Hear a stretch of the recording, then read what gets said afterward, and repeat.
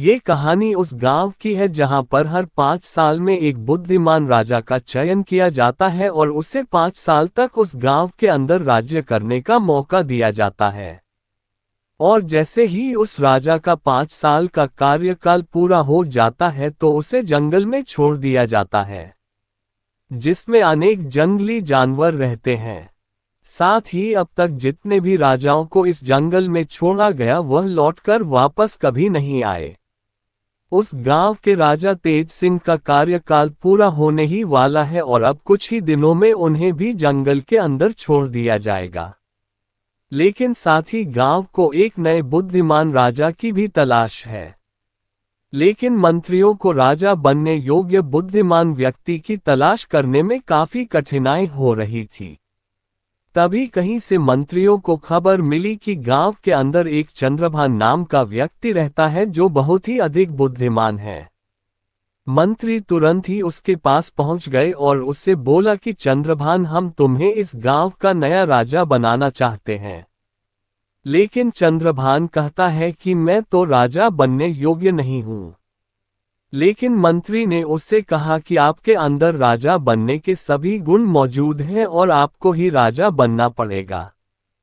तो चंद्रभान ने मंत्री से एक दिन का समय मांगा और अपनी पत्नी के साथ सलाह मशवरा किया तो उसकी पत्नी में चंद्रभान को राय कि आप राजा बनने के लिए मना क्यों कर रहे हैं। तो चंद्रभान उसकी पत्नी को 5 साल के बाद जंगल में छोड़ने की बात बताता है।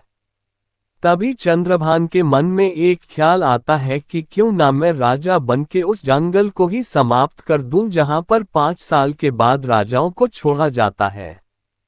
अंततः चंद्रभान राजा बनने के लिए तैयार हो जाता है और उसे राजा बना दिया जाता है।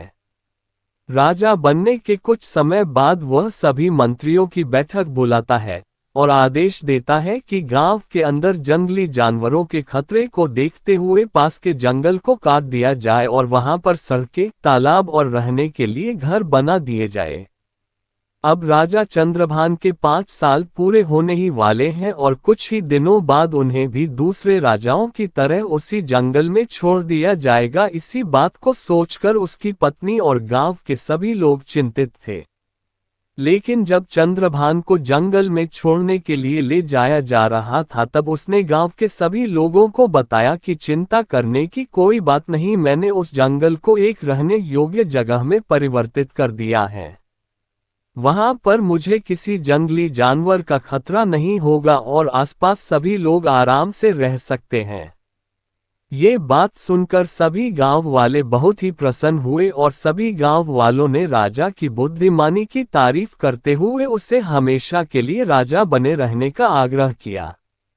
लेकिन राजा गांव की प्रथा के अनुसार अपने राजा के पद को छोड़कर उसी जगह रहना चला गया जहां पर सभी राजाओं को छोड़ा जाता था।